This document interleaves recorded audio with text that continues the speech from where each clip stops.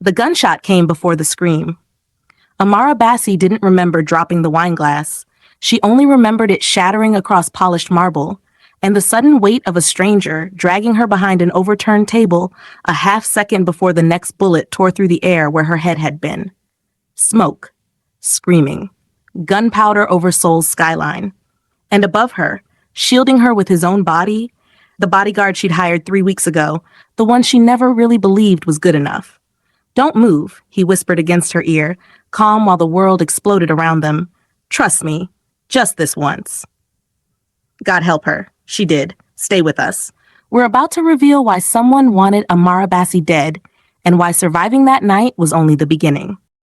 3 weeks earlier, Amara Bassey had no reason to think her life was about to split in two. She was 31, sharp-tongued and gorgeous, in a way that made rooms go quiet without her trying. Skin like dark honey catching candlelight, and eyes that carried both warmth and warning in equal measure. She'd built a modest fortune importing West African textiles into the Korean fashion market, a business her late father used to call stubborn hope with a spreadsheet attached. She wore confidence the way other women wore perfume, quietly, but you noticed it the second she walked in. She didn't need protection. That was what she told her lawyer, her assistant, and finally her very worried older brother back in Atlanta, when the anonymous letters started arriving at her Seoul office.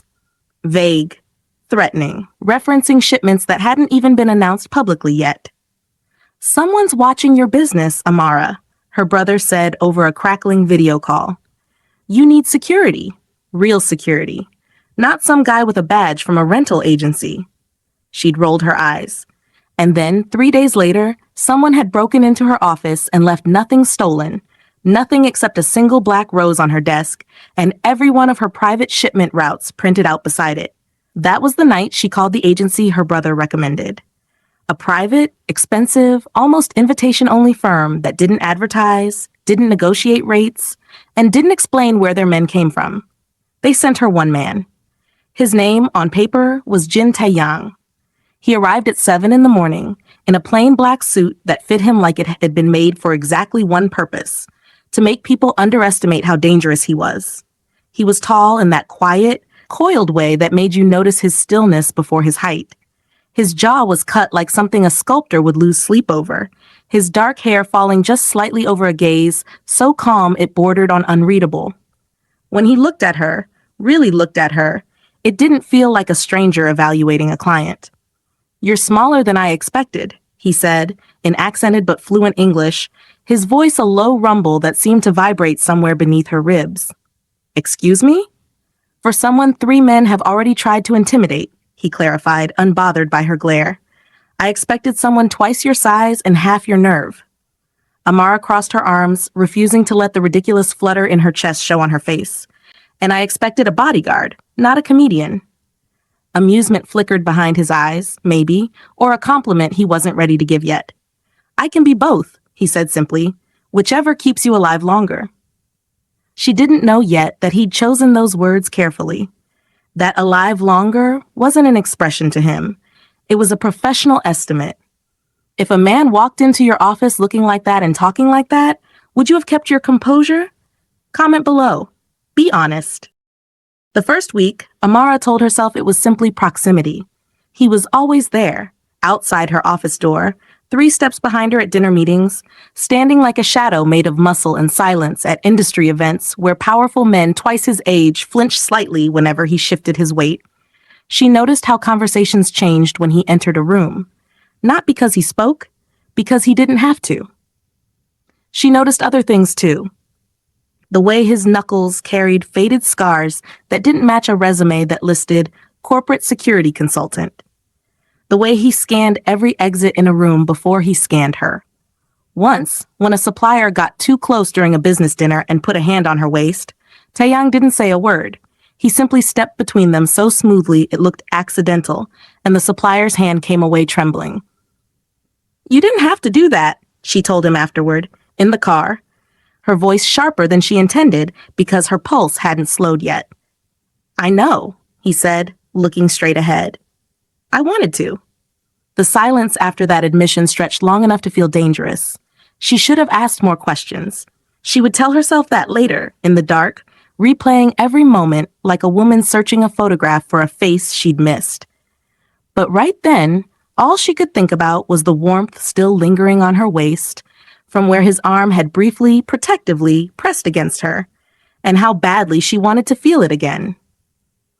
2 weeks in, the flirtation had teeth. "You stare at me a lot for a man who claims he's just doing his job," Amara said one evening, perched on the edge of her office desk while he stood at the window, watching the street below with the practiced patience of a man who'd learned that danger rarely announces itself. "I stare at everything," Taeyang replied without turning. "It's how I notice threats." "And what threat level am I?" Now he turned, slowly, letting his gaze travel, not with disrespect, but with the kind of unhurried appreciation that made her skin warm despite the air conditioning. "The kind that makes a man forget his training," he said quietly, "which is inconvenient, because forgetting gets people killed." "Is that a warning?" "That's a confession," he said, and the corner of his mouth curved just enough to undo her. She laughed, that low, unguarded laugh she usually reserved for family, and something in his expression softened in a way she hadn't seen before, like a man watching something he wasn't allowed to want, wanting it anyway. That night, he walked her to her apartment door, as he always did. But this time, when she turned to say goodnight, he was closer than usual. Close enough that she could see the small scar above his eyebrow, the ghost of some old violence he'd never explained. Close enough to feel the heat radiating off him in the cold night air. "Taeyang," she whispered. "Don't," he said, though his hand had already lifted, hovering an inch from her jaw like he was fighting gravity itself.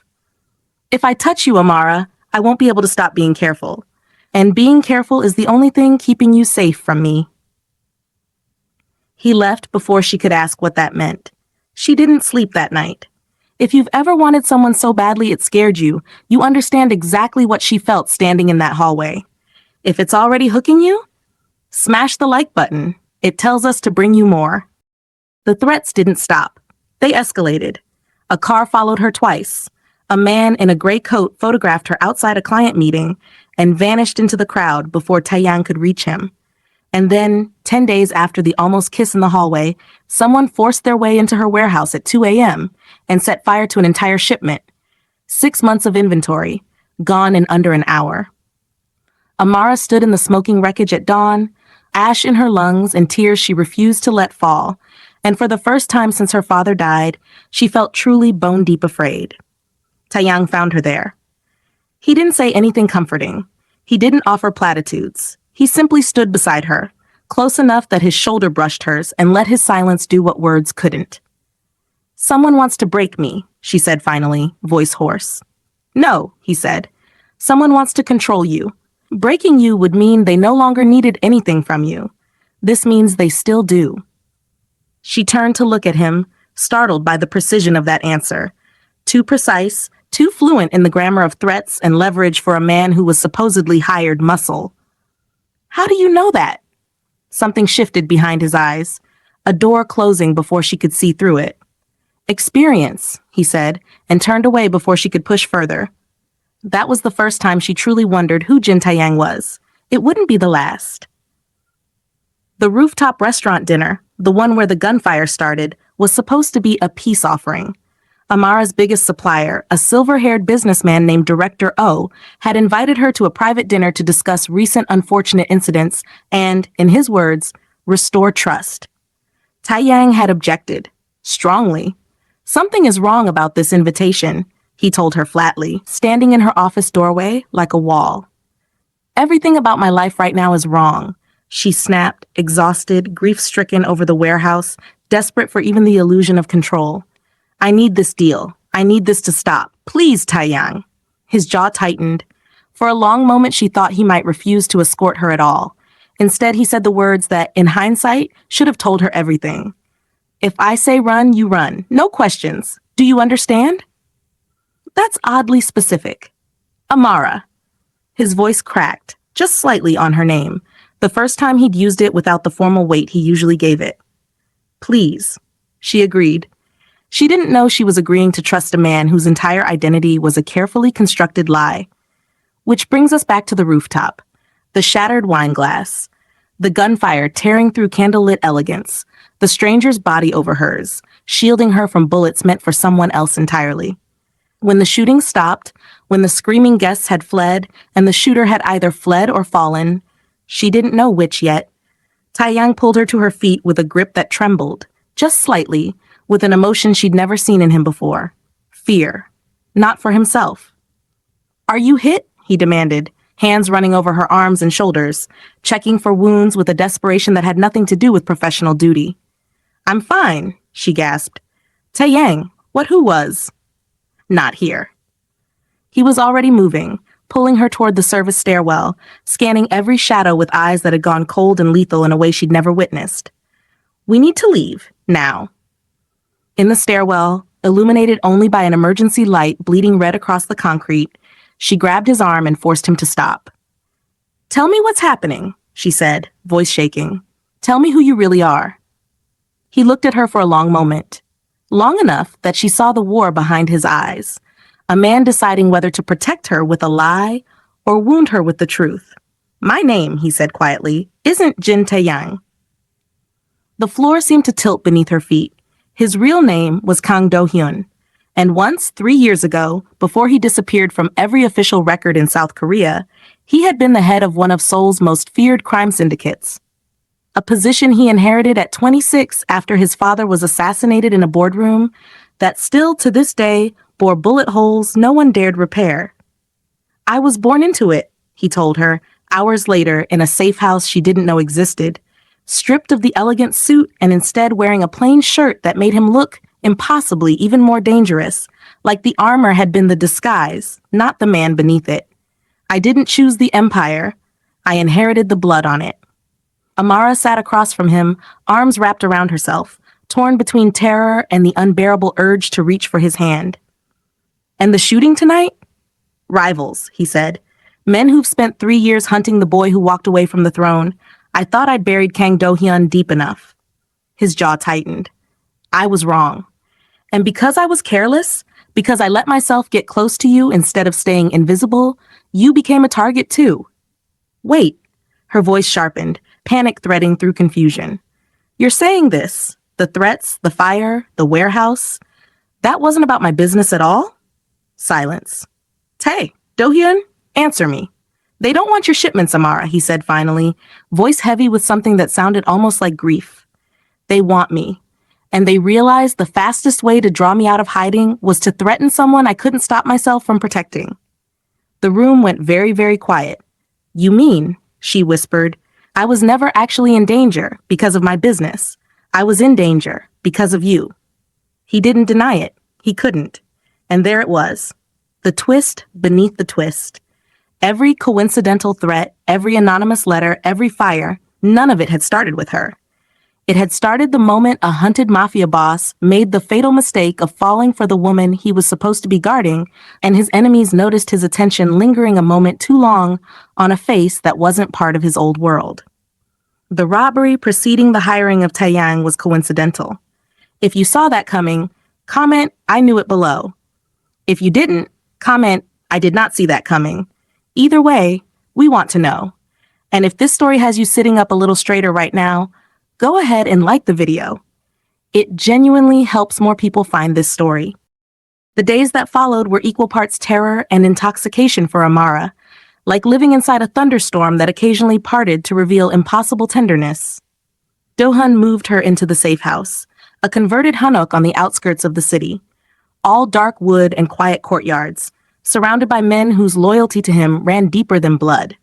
She watched him transform, hour by hour, from the composed bodyguard she'd hired into someone else entirely, sharper, colder, terrifyingly efficient, issuing commands in rapid Korean to men twice his age who obeyed without hesitation.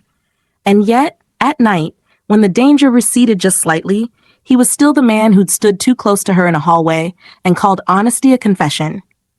"You're allowed to hate me," he told her one night, sitting across a low table from her, a bottle of untouched soju between them.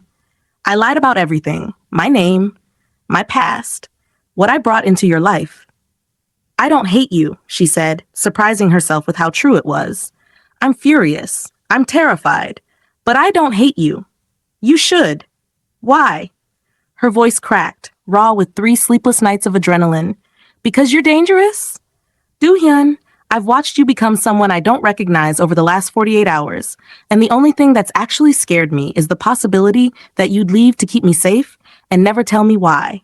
Something in his composure finally, visibly, broke. He crossed the space between them in 2 strides, cupped her face in both hands like she was something unbearably precious, and looked at her with an intensity that stole the air from her lungs. Every second I spend near you puts your life at greater risk, he said, voice rough. And every second away from you feels like dying slowly. I don't know how to hold both of those truths, Amara. I've never once, in my entire life, wanted something enough to be afraid of losing it. Then stop being afraid, she whispered, and kiss me. He did. It wasn't gentle. It was the kind of kiss that carried 3 weeks of restraint and a lifetime of danger behind it. Desperate, consuming, his hands sliding into her hair like he was trying to memorize the shape of her in case this was the only time he'd allow himself the privilege. She melted into him with a hunger that frightened her, fingers curling into the fabric of his shirt, feeling the hard, disciplined muscle beneath it tense at her touch like he was barely holding himself together. When they finally broke apart, both breathless, he pressed his forehead to hers. That, he said hoarsely, was a very bad idea. Good, she breathed. I've always liked bad ideas. The jealousy started almost immediately, and it was, against every odd, hilarious.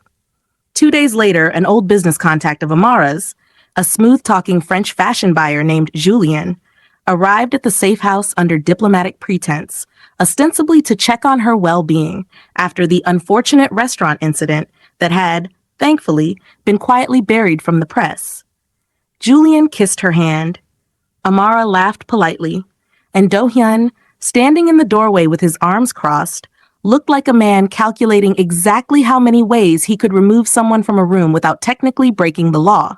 He's just a colleague, Amara murmured later, biting back a grin as Do-hyun paced the courtyard like a caged tiger.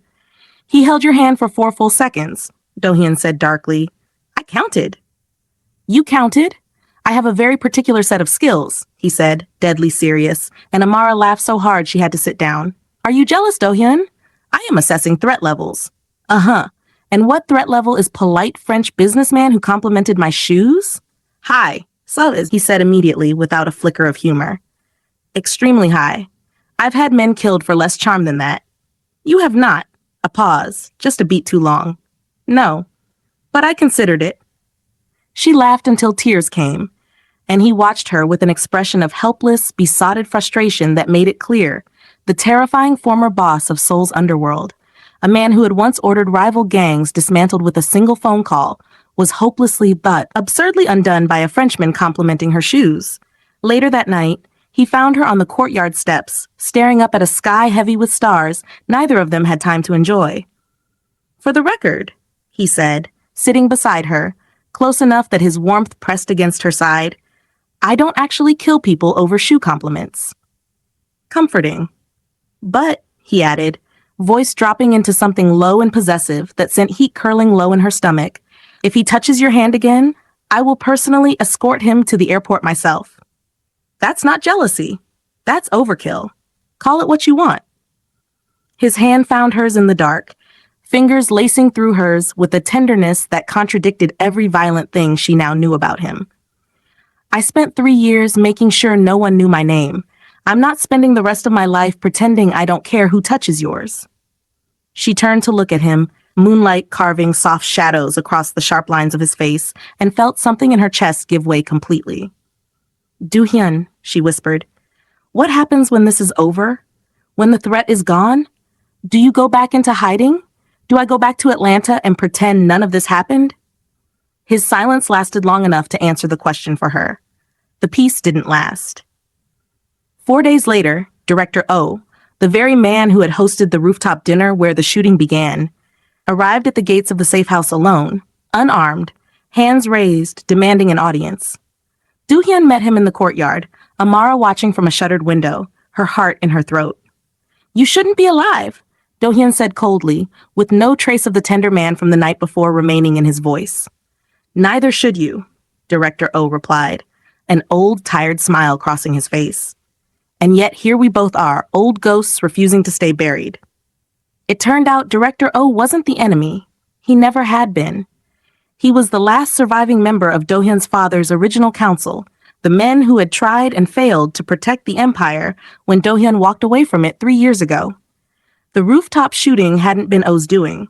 It had been a trap set by his own nephew, a hungry, ambitious man named Han So-jun, who had spent 3 years quietly consolidating power under O's nose, using Amara's business as bait the moment his network discovered that the legendary Kang Do-hyun had resurfaced. Hiding in plain sight as a bodyguard of all things, protecting a foreign businesswoman he seemed unable to stay away from. So-jun wants what your father built, Director O said grimly. And he's smart enough to know the fastest way to force you out of hiding wasn't to threaten you directly. It was to threaten someone you'd break every rule to protect. Amara, listening from the window, felt the floor tilt beneath her a second time. She hadn't just been in danger because of Do-hyun's past. She had been the bait, deliberately, specifically chosen because someone had been watching them long enough to know exactly how deep Do-hyun's feelings ran. Feelings even he hadn't admitted to himself yet when the plan was set in motion. That night, she found him standing alone at the edge of the courtyard, staring into the dark like he could see every version of the future collapsing at once. "They used me," she said quietly. "This whole time. Not to get your money, not your territory. They used me to get to your heart." "I know."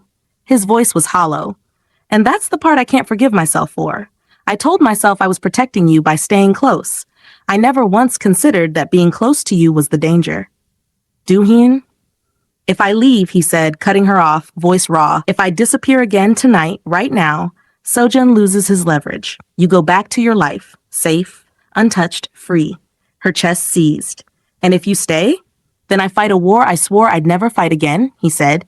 "And I risk losing you in it anyway." She grabbed the front of his shirt before he could take a single step toward that decision alone.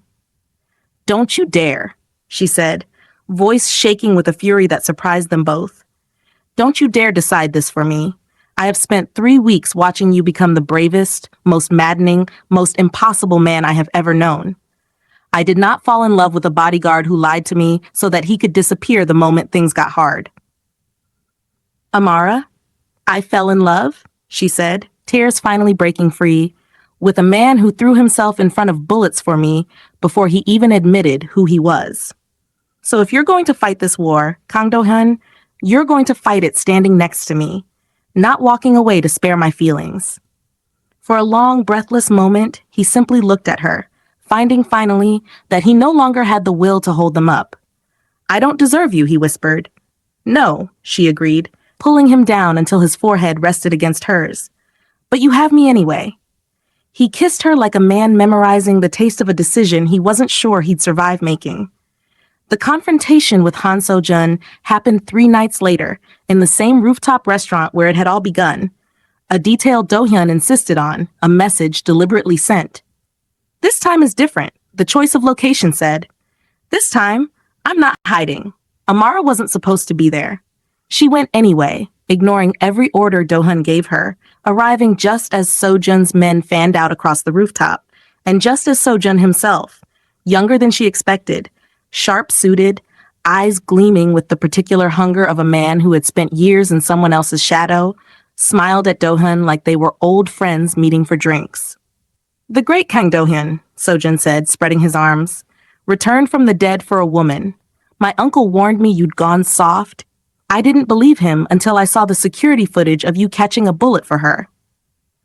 "You should have stayed hidden with your uncle's old men, So-jun," Do-hyun said, voice colder than Amara had ever heard it.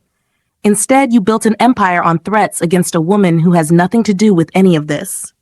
"She has everything to do with this," So-jun said, gaze sliding to Amara with a slow, predatory smile that made her skin crawl.